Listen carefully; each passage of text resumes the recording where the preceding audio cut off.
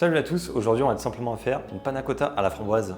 Du coup pour la crème panna cotta, c'est très simple. Vous avez de la crème, là on a pris de la crème 30% de matière grasse. Vous pouvez faire un mélange de moitié lait, moitié crème. Voilà, tout dépend si vous la voulez légère ou bien consistante. Vous allez prendre la crème dans une casserole et vous allez verser le sucre tous ensemble.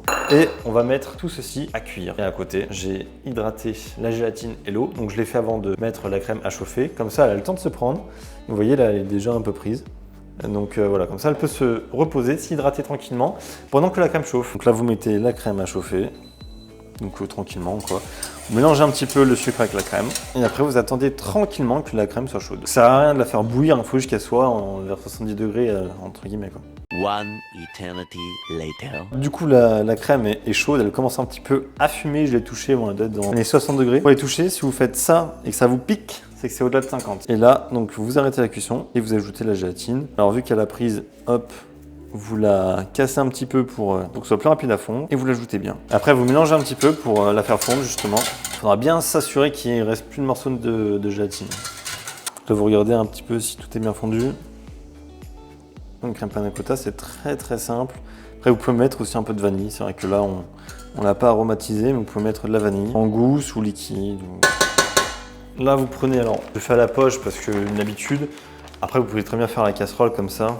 Tout va dépendre, moi c'est pour éviter d'en foutre de partout. On a des mini verrines avec le pot à yaourt, ça peut être très bien là-dedans aussi. Il faudra bien garder un petit peu d'espace pour rajouter le coulis. Donc bien penser à ne pas remplir jusqu'au bord, sinon ça va devenir problématique. Et là vous venez garnir vos verrines. Donc vous voyez, là je garde un bel espace. Je peux peut-être encore monter un peu plus. Hop. Parce qu'après, si on a pas mal de coulis par-dessus, c'est bien. Puis il faut toujours garder aussi un espace, il ne faut pas être à ras. Donc là, c'est très bien.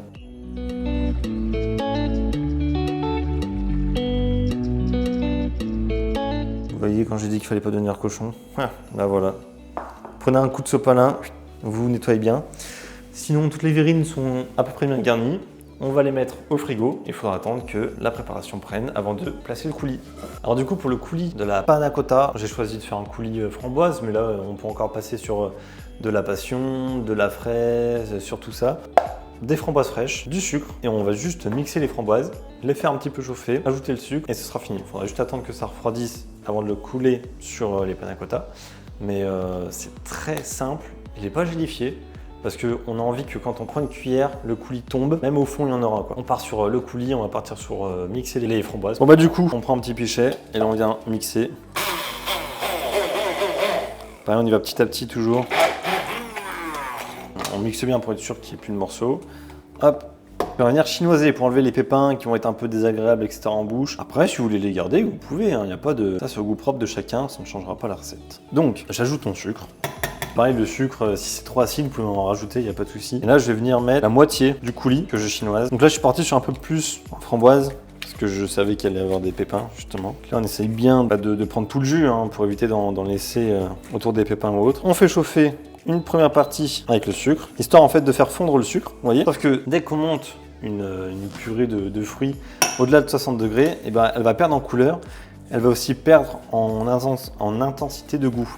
Donc ça veut dire que là, je vais la faire bouillir tout simplement. Donc malheureusement, on va perdre en intensité, en goût de framboise.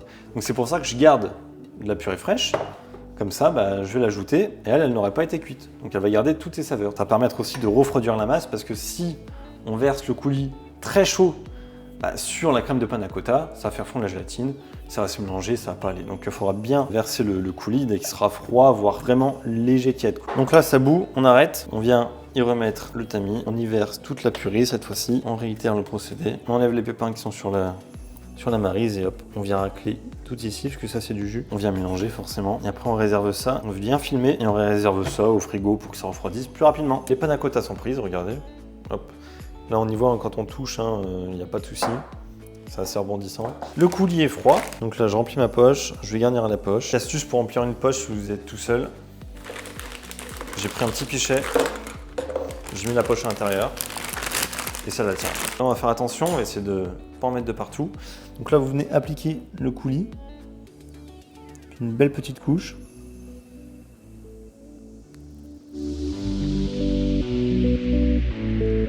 Après, vous jaugez, hein, soit vous voulez en mettre plus, etc. Mais déjà, ça, sur une petite virine, c'est déjà pas mal en quantité. Après, tout dépend comment vous voulez la juger. Et puis voilà, ça rend un petit dessert avec un petit café gourmand, à la limite, ça peut être super bien. Ou sinon, plus une panna cotta grande taille. À vous de voir, mais en tout cas, vous pouvez faire les deux. Et puis, elles sont à présent terminées. Les panna cotta sont désormais terminés. Vous pouvez tout simplement trouver la recette en description. Si la vidéo vous a plu, n'hésitez pas à liker, commenter et partager, ça nous fait toujours plaisir. On active la petite cloche, on s'abonne tout simplement. Et puis on peut tout simplement partager la vidéo à un petit copain qui aimerait aussi refaire la recette. C'est une recette de partage avec un petit café en fin de dessert, c'est léger, c'est frais. Et puis régalez-vous bien.